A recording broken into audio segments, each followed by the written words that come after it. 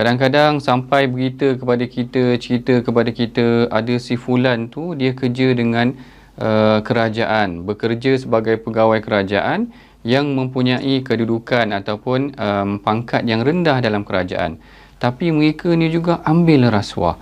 Kadang-kadang sampai cerita kepada kita yang dikatakan dia orang ni terpaksa ambil rasuah kerana takut miskin dan sebagainya.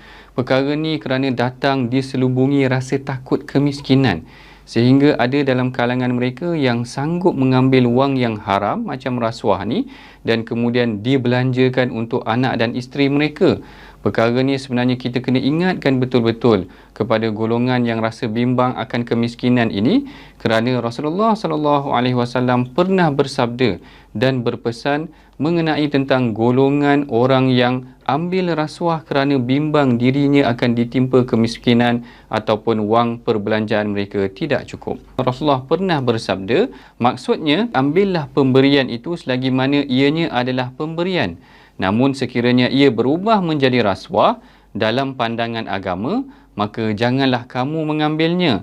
Dan pada hakikatnya kamu tidak mampu untuk meninggalkannya, iaitu menahan diri daripada nak ambil duit rasuah itu, oleh kerana kamu takut untuk rasa miskin ataupun jadi miskin dan kamu sangat memerlukan duit rasuah tersebut.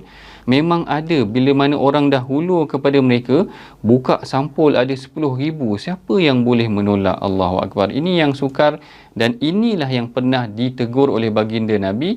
Kita bimbang kita duit tak cukup, kita ambil duit rasuah itu. Situasi yang kita ceritakan tadi sebenarnya Rasulullah telah ingatkan dalam hadis yang lain, yang mana baginda pernah bersabda bahawa akan datang satu zaman para lelaki itu dah tak kisah dah daripada mana hartanya datang, dan inilah sebenarnya yang sangat membimbangkan, yang mana mereka tidak kira sama ada halal dan haram. Dan kita sangat tegaskan, selalu kita ingatkan kepada para pekerja, para ayah, bahawa sumber yang haram ini akan memecah, akan menjauhkan keluarga mereka, bahkan diri mereka sendiri daripada keberkatan yang dijanjikan oleh Allah Subhanahu wa taala. Kenapa rezeki yang tidak halal ini ataupun duit haram ini akan memecahkan keberkatan hidup seseorang?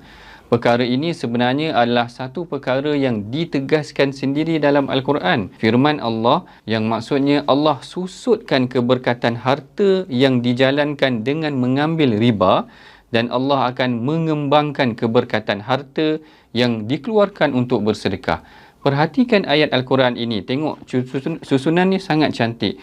Mula-mula kita cerita bagaimana Rasulullah SAW melarang kita ataupun mengingatkan kita nanti akan ada orang yang ambil riba ataupun ambil rasuah kerana takutkan kemiskinan. Kemudian Rasulullah pernah ingatkan kita akan ada orang yang nanti tidak kira dah, maknanya dia tak heran dah nak ambil duit haram ataupun halal. Dan part yang ini pula kita cerita bagaimana sebenarnya wang yang haram ini akan menjauhkan mereka daripada keberkatan Allah. Ini yang Allah Ta'ala ingatkan tentang keberkatan dalam rezeki. Apa yang dimaksudkan dengan keberkatan dalam rezeki? Yang ini kalau kita tengok bagaimana Allah Ta'ala ceritakan, duit yang halal dia akan dikembangkan melalui sedekah juga tu tadi. Manakala duit yang haram ini tadi seperti riba dan rasuah, dia akan memotong rezeki. Kadang-kadang kalau kita perhatikan, orang yang makan duit haram ni dia sentiasa rasa tak cukup. Allahu Akbar. Benarlah sabda Rasulullah, jauhilah rasuah, perangi rasuah, teladani Rasulullah sallallahu alaihi wasallam.